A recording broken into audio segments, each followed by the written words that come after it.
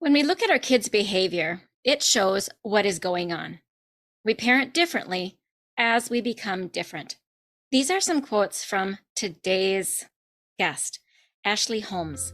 Join in today to learn from an early childhood educator that teaches us that we are to meet our children where they are at and how we can be better parents in the process.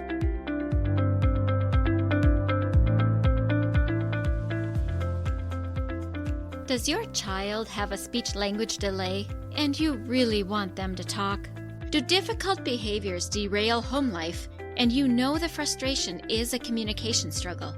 Does your child see a speech therapist and you wonder, what do they do and how can I help? If these or similar questions are in your mind, this podcast is for you. Hello, my name is Dinalynn Rosenbush. I am a speech-language pathologist that has worked with children from birth to 21 for 3 decades. And in my classrooms, I see you wanting to connect with the heart of your child, but their speech and language skills create a barrier. So if you have a kiddo that has difficult behaviors, needs to expand their language or learn to say speech sounds, and maybe even receives speech therapy, stay tuned, because in this podcast, you will learn how to use your daily life as a tool to communication practice and how to do that practice. You will become confident knowing you are making the difference you want to make. And you will hear success stories of parents who have navigated these struggles already. We'll do this all while focusing on building deep, meaningful connection and confidence in your kiddo. So grab a cup of coffee along with a notebook and pen. It's time to speak in the way your child's brain understands. And that is the language of play. Do you ever wonder about the science behind listening? It involves intricate processes like comprehension, interpretation, and effectively responding. When it comes to children's language development, these skills are the foundation for their future success.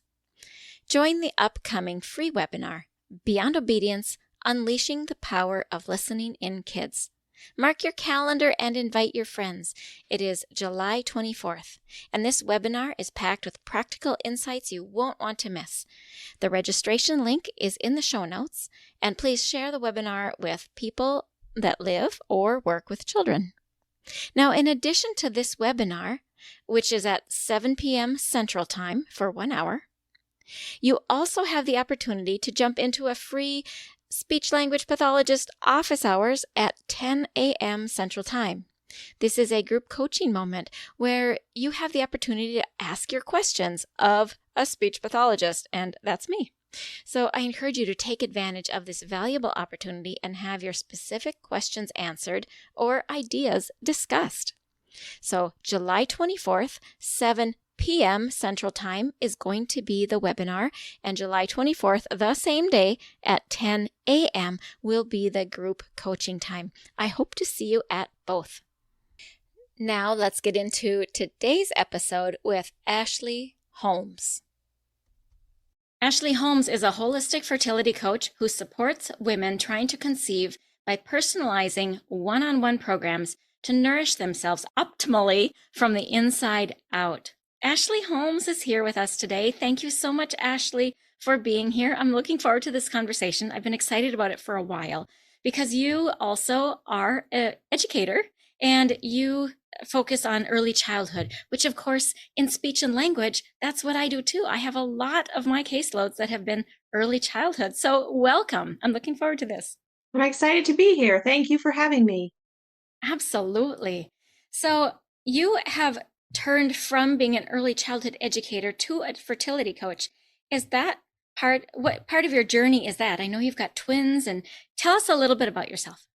Really, my path chose me. And for a long time, I started as a nanny and really fell in love with children from there and did work with children for a really long time. But after having twins and my fertility struggle, and then later landing on my mat and realizing that I could conceive naturally and easily on my own and having my miracle baby, I decided to shift gears and the pandemic. It was time to go online and it was time to empower women and help them in another way because I don't believe that there is enough support out there available for the 1 in 6 women that are struggling to grow their families.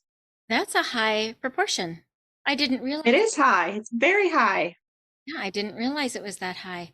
So tell us a little bit too, before we actually get into the meat of it. You've got 11-year-old twins and a 5-year-old in kindergarten. Tell us a little bit about your family. I feel like I have been abundantly blessed, and I walked away from the fertility clinic with a boy and a girl, the dream, but a little piece of me wondered why with unexplained infertility, why were there no answers, and not thinking that I could do things on my own. And so realizing and empowering myself that that was possible and really being blessed with a complete family. Our family is whole now, and now it's time to help others, and it's just so beautiful to witness my children. And with twins you often think that they may have so many similarities, but it's so interesting to treat them as their own individual, unique person and to not compare and to not judge and to just respect where they're at on their journey individually. It's amazing how much we come at parenting differently when you have that educator background, not comparing, not judging, let people be who they are. And that is so helpful. I've heard a lot of times about parents that are looking at their twins thinking, why are they so different? Wow, they are amazingly different. Why is that the thing? And then you also hear they're so the same. Can you talk about what you have learned with having multiples? It really was getting thrown in the deep end from the get-go and, not realizing what I was in for in a beautiful way. But it's a lot when their needs, especially when they're little, are simultaneously happening at the same time and only feeling like you have two hands and you don't have enough hands and you feel like you're coming up short sometimes. And just knowing day in and day out, like that you're doing your best and to give yourself grace. One of the things that I struggled with when they were younger was thinking that I was a bad parent when they went through a phase where there was a lot of biting and a lot of, them just being at each other because they were teething and in each other's spaces all the time, and thinking that that was a reflection of me and taking it personally that I wasn't a good parent instead of just allowing that to be the age and stage of development that they were in. Even with all my background, when they're your own, it's sometimes a different story. Isn't that amazing? I know the same thing happened to me too. Oh, I thought I knew this and then I didn't know it. And then I learned some more and I thought, okay, I'm on top of this. And then I didn't know it. Like when it's your own children, just like you say, we are so clouded by that love that we have for them that it's hard to see things differently. And I will say that goes on into adulthood because my kids are adults and things happen, life happens. And when stuff comes up, I still think, why didn't I teach them that? I should have been a better parent. Like, I don't know when we get over that. But you're absolutely right. It is something to stop. When you Definitely. were a nanny, what ages did you take care of? They were 3 and 1 initially. So, and then they had a third, and I had flown back to Canada, and then they flew me back when I was off from college. And that's really where that's where I met my husband. We moved from New Zealand to Canada and we now reside here. And this is where we started to grow our family, unknowingly thinking that it was going to be easy and finding out differently. No, that's interesting. As a speech path, I've been sitting here studying the way you speak. And I've been thinking, what accent is that? And so it's a mixture of Canadian and New Zealand, then, I suppose, because you have not really clear anything. Isn't that funny? Yeah, they're all in my house and it comes out in my children as well. So That's great. How long were you an early childhood educator? I was for approximately 20 years. And then I decided that I had fulfilled that part of my life and my purpose, and it was time to choose and follow a different path. And I think that oftentimes, especially my generation and older generations, we've been ingrained that, your path is your path for the rest of the life. And, do not deviate, do not explore, do not venture off. And, this is what you have to do. And nothing's set in stone. You get to create your own reality. I love that. All right. So You said in our last conversation when we met, we parent differently as we become different. And we talked also about parenting differently after we learn and become aware of our child's emotions and we tune into their emotions. Would you expand on this whole concept? Because in our last conversation, you said it so beautifully, and I don't want to take your wind. I want you to say it. Can you talk about that idea, how we are different with our different kids as we grow and they express themselves? Really my own evolution, and I almost in a way feel like my twins got a different version of me, but I was in a different space and place then, and I wasn't consciously aware or awake and didn't realize how impactful and important the whole process is from preconception to especially at 7 years of age. How much is happening there? What is going on in those little mind, bodies, and spirits? And to really have a different approach to my parenting and to life. And when I conceived naturally, I was in the midst of meditation training. So I literally had this little Buddha baby in my belly. And so he very much was a different child compared to my twins because of the energy and vibration that I was in personally. And so, really, just always knowing that it's so important to meet your children where they're at and to let go of the expectations and the comparisons and the judgments and to meet them at their level, because if they're voicing something, it's because there's a need there, and to distinguish what that need is and to pay attention. Yeah, yeah, absolutely. And when we pay attention, sometimes it's not quality, good attention because we're tired, we are hungry, we haven't slept the night before, we're thirsty, whatever all of those factors are. And then maybe we're in a hurry, we need to go to work. And that's when the behavior starts. And that's when we need to calm and listen. But it's very, very difficult to transition our minds, especially if we're at the beginning of that journey of conscious awareness of what's going on within ourselves, even. What advice would you give to the parent that is overcome with their own feelings because they can't move this child along at the pace they need to move along? I think in general, as a society, we need to slow down and to stop rushing and living at the pace and lifestyle that we are, because it's not serving us and it's not serving our children either. And they really get into that mindset and hustle and grind at an early age when we're doing it ourselves. And to make sure you include the opposite dynamic and you have space and time in your life for play and for being outside. And it's not just endlessly going from one thing to another. Yeah, that is true and much easier said than done. When I think of my own raising of kids, there were lots of hurry times. But what you say to get into that space and time of play is critically important. Can you talk a little bit about maybe an experience you had where you did not get into that space and time of play with your twins, but now you see it differently and you are doing that consciously? You're doing the opposite dynamic with your 5-year-old during that critical birth to 7 time. Do you have any stories that you could share? I think it's so important to, when they ask you, like, will you come and do this with me? Whether it's play basketball or play foursquare or play hockey or soccer, when they're asking, or will you play this card game with me? If the answer is always no, they're going to stop coming to you and they're going to stop asking. And if they don't come to you and feel like you're a safe, trusted person that's going to receive what they're trying to tell you, even if they're talking to you, are you paying attention? Are you listening?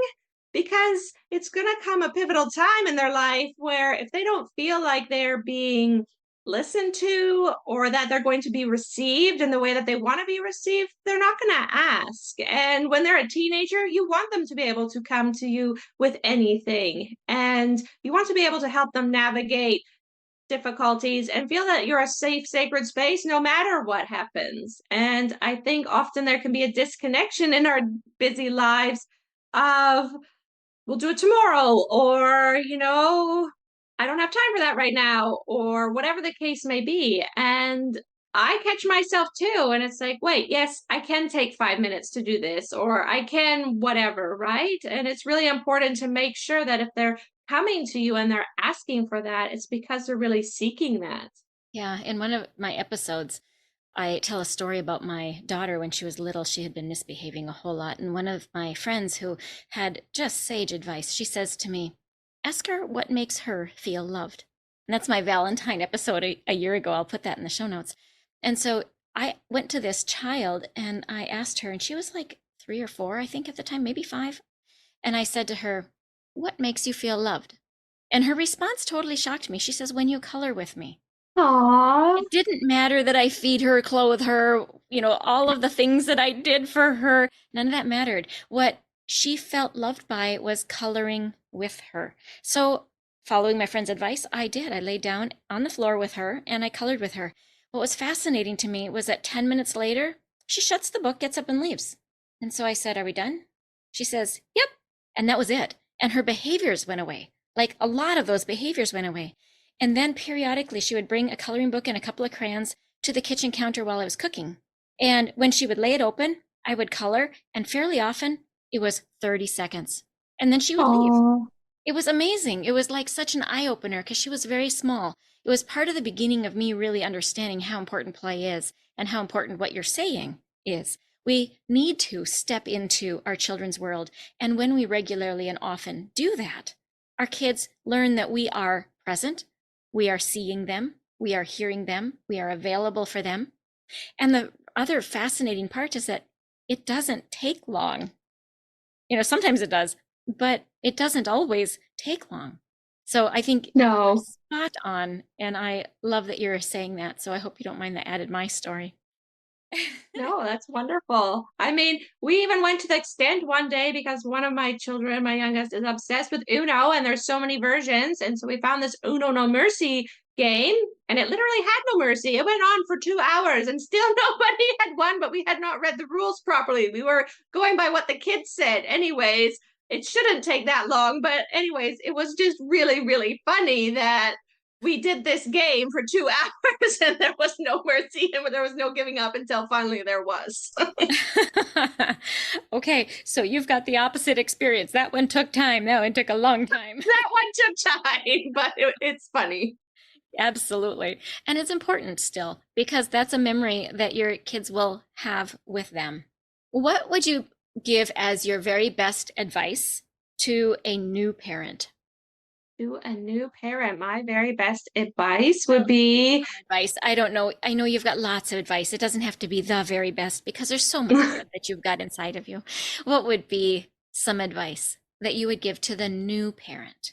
to sleep when the baby sleeps because your health and well-being is a priority. And when you don't feel your best, you cannot give yourself. And sleep deprivation, and I'm speaking from being a twin mom, so I felt like I did not sleep for a year, and it really wears and takes a toll on you. So I think that that is ideal. There's so many things that aren't actually important or that you must do in the moment, and also to know that you know your child best. And so if you feel like something is off or something isn't right, to trust your gut, to trust your instinct, because your mother's instinct is not wrong and you are connected to your child in a way that is so unexplainable that you just have to trust yourself when you know that or feel that something is off.